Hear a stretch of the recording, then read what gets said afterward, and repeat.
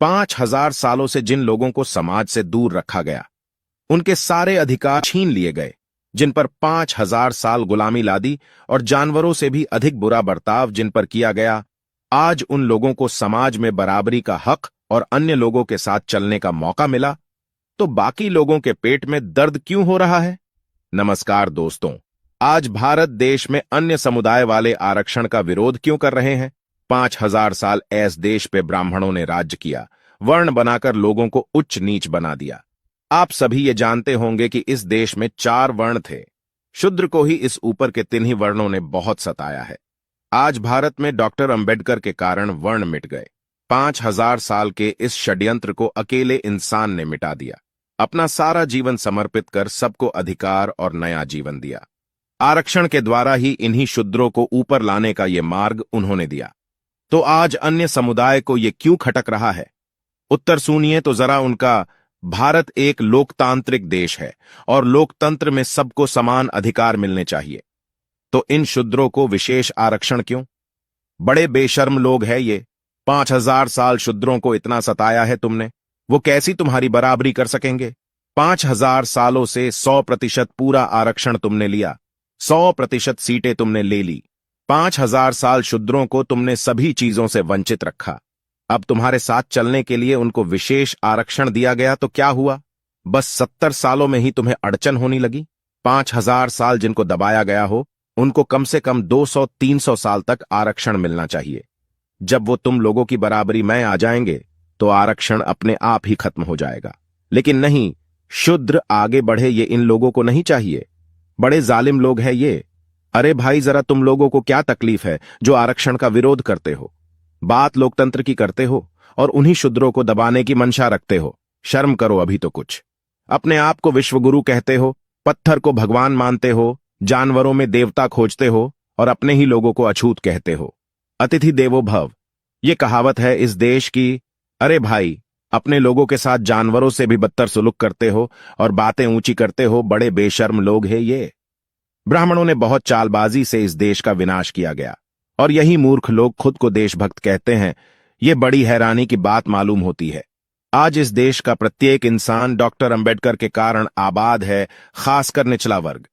इस देश के ओबीसी और अन्य आरक्षणधारी खुद को अब हिंदू बता रहे हैं।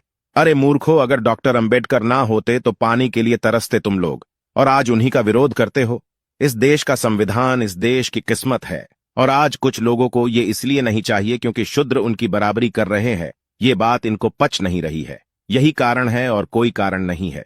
सबसे बड़ा कारण है कि संविधान डॉक्टर अंबेडकर ने लिखा है, इसलिए संविधान नहीं चाहिए इन लोगों को। यही सच्चाई है इस देश की, और आज ये लोग हिंदू राष्ट्र की बात कर रहे हैं। अरे मूर्खों, बुद्ध को मिटाने के बाद ये देश हिंदू राष्ट्र ही था। क्या हुआ? जो आया उनके तुम गुलाम हुए। सब देश लूट लिया गया और तुम गुलाम हुए। क्या कारण था? यही धर्म तुम्हारा।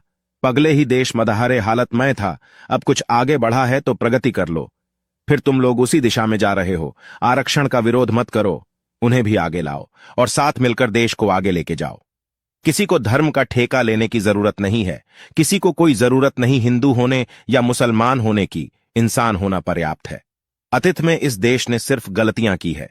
बजाय उनसे कुछ सीख लेने के, ये देश गलतियां करता ही गया और लूट गया। वर्ण बनाकर ये देश बर्बाद हो गया। दूसरा कोई कारण नहीं, क्योंकि इस देश की 60% संख्या शूद्रों की थी, कुछ प्रतिशत वैश्य, ब्राह्मण और कुछ क्षत्रिय। इस देश में जब भी आक्रमण हुए तभी बाकी वर्णों को कुछ लेना देना नहीं था। अकेला क्षत्रिय क्या करता? यही कारण है ये देश गुलाम होता रहा। 60% संख्या होते हुए भी शूद्र को क्या लेना देना था? वो ठहरा गुलाम।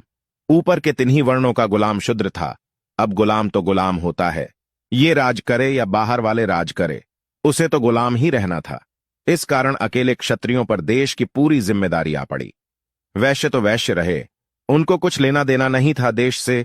ये तो देश के शस्त्र सामग्री में भी मुनाफा ढूंढते थे, और ब्राह्मण अपनी झोली भरने में व्यस्त था। यही कारण था देश बार बार गुलाम हुआ। आज वो 60% लोग जाग उठे हैं। इतने सालों की पीड़ा से उनका मन गुलाम रहा है। अब तो उन्हें जीने दो। बहुत लूटा है तुमने उनको, अब तो उन्हें सुकून की रोटी खाने दो। कैसे लोग हैं ये जो आज भी उनको सता रहे हैं? अरे भाई, पूरा इतिहास देख लो जरा, उनका दर्द देखो जरा, फिर विरोध करो। क्यों उन लोगों को जीने के लिए आरक्षण दिया गया, ये भी सोचो जरा, बाद में विरोध करो। तुम आरक्षण मिटाना चाहते हो, पर यह तब तक नहीं मिटेगा जब तक निचला वर्ग ऊपर नहीं आ जाता। इस इंसान ने आरक्षण दिया है, तब उसके सामने पूरा देश खड़ा था। सारे लोग मिलकर भी उस इंसान को हरा नहीं सके, और आज तुम लोग उस इंसान के बनाए विधान को मिटाना चाहते हो। भाई, इंसानों को इंसानों जैसा जीने दो, तुम भी जीवो और उन्हें भी जीने दो। आज के वीडियो में बस इतना ही। ये वीडियो उन लोगों के लिए था जो आरक्षण का विरोध करते हैं। ये वीडियो ध्यान से सुनना दोस्तों, और इस वीडियो को ज्यादा से ज्यादा शेयर करो। आपको हमारा ये वीडियो कैसा लगा, कमेंट में जरूर बताना, और ऐसी ही रेवोल्यूशनरी वीडियो के लिए हमारे चैनल को सब्सक्राइब जरूर कीजिए। धन्यवाद।